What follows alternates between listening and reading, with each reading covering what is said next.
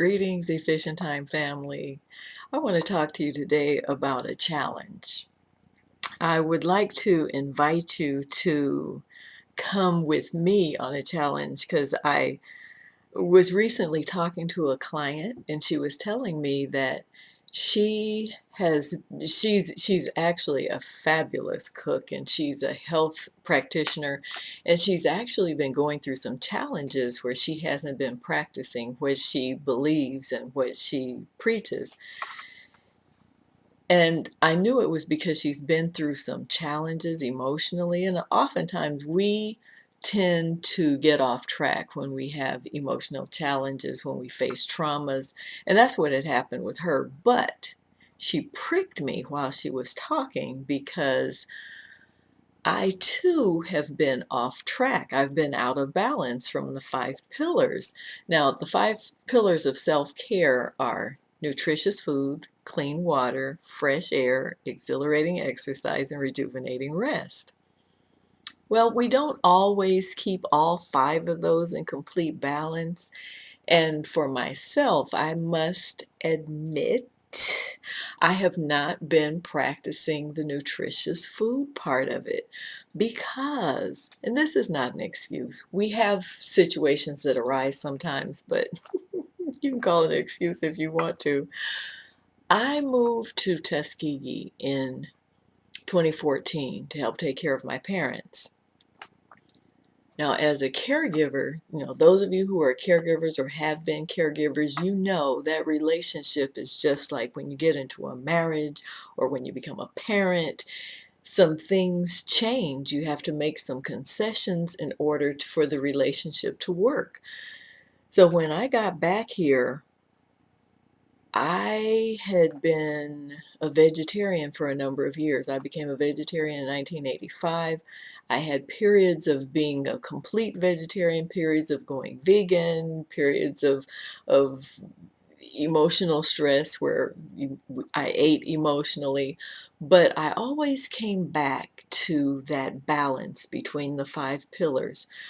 Well, since I've been back here, my father made transition. That was not such an emotional trauma for me, but living with my mother, who likes to nurture through food, has become, shall we say, a challenge. Now, I can eat pretty well. I stick to my vegetarian diet, but living with another person who's not a vegetarian and making concessions is the challenge for me. So I'm working to balance staying vegetarian. And for me, vegetarianism is not eating the sugar, not eating the dairy, not eating white foods, the flour, the cornmeal, even though cornmeal comes in yellow. It's those adjustments, so there's been a concession there because with my mother, she's 88.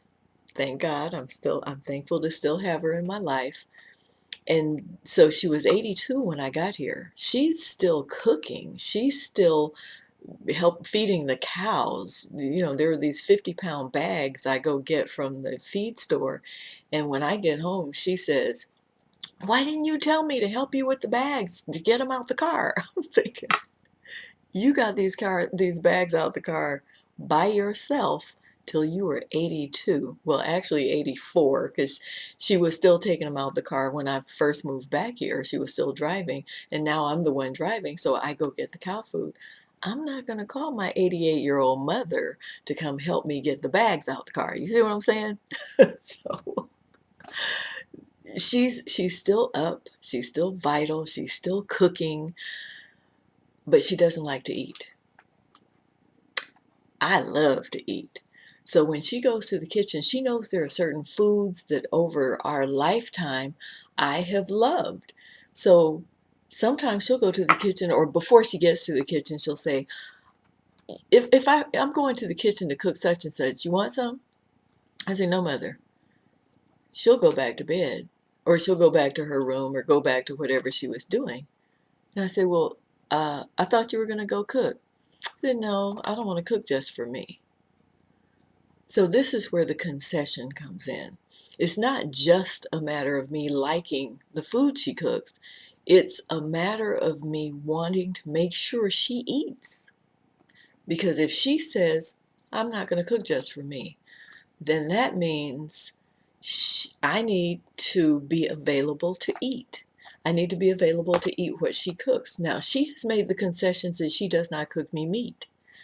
But for her, who's not a vegetarian, it doesn't mean anything to say vegetarian. Vegetarian to her means no meat. It doesn't include no dairy. It doesn't include no sugar. It doesn't include no fried foods. It just means no meat.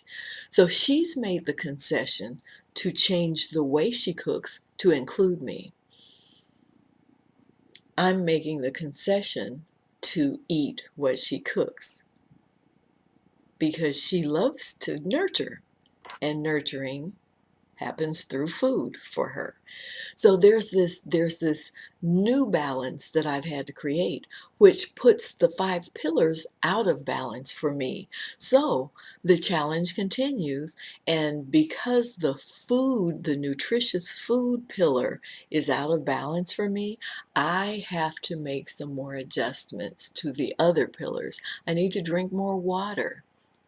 I need to do more exercise because it's the exercise I've been doing. See, I get up every day and I do my sit-ups, do my push-ups, do my leg lifts, and that maintenance exercise has been enough for years. But I'm finding in the last year or so, that's not enough. In the last year or so, I'm finding that my body is saying, you know what, you're putting in fried food, you're putting in sugar, you're putting in all these foods that you haven't normally been eating. So now I'm having to make some other adjustments. I need to increase my exercise. I need to do a cleanse more often. I need to fast more often and give my body a chance to rest from having to process heavy foods. There are some extra work I have to do to keep my body back in balance. I need to work that food out of my system. I need to flush my system out more frequently. So I've always been one to invite other people into my challenges or into my changes when I became a Christian. Come on, let's go. When I got into metaphysics, come on, let's go. When I became a vegetarian, come on, let's go. I'm bringing everybody with me. So as I go on this challenge to rebalance my pillars of self-care, to increase my exhilarating exercise, to increase my intake of clean water, and naturally, the fresh air is going to increase as you exercise. Whenever you start to exercise, you take in more oxygen. So that's going to increase too. I probably need to increase my rejuvenating rest so that my body can process what I've been doing, the increase in the other pillars plus the cleansing that I'm going to be doing for my body for the nutritious food pillar. All of that is I'm going to devise a plan. Well, I've been devising a plan. So I'm inviting you all to do the same. You can go to my website, efficienttime.com. That's efficienttime with only one T.com. And when you sign in on the first page, you will get an assessment. Now you can go through the assessment and you can devise a plan for yourself just based on what you assess about yourself. Or if you need some help with it, you can call me or email me and we can devise a plan together. You can set up an appointment to see me.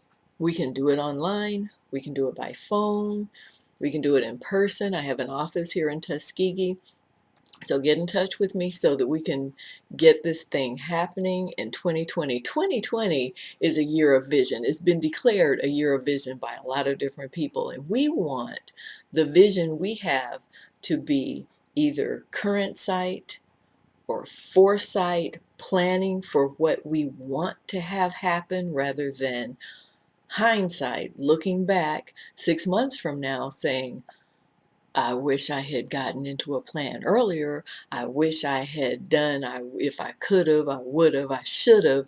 We don't want to look back and use hindsight. We want to go forward using foresight, planning for how we want our bodies to be. We want our bodies to be healthy. So get in touch with me, download an assessment, and let's go into this thing together. I'm calling you in. I'm challenging you because I want to make sure my body stays healthy. My body has taken me through this journey thus far. I want it to stay that way. You know, I've done some maintenance exercises and now I need to up my game because, you know, we start developing the bat wings as we get older. I don't want those. And I know a lot of you don't want them either. So let's up our game. Let's come up with a plan so that we go forward doing better with more balance. Okay? I'm looking forward to hearing from you. Again, I thank you for allowing me to share this with you. Until I hear from you, I encourage you to be in process, on purpose, and at peace. Shem Hotep.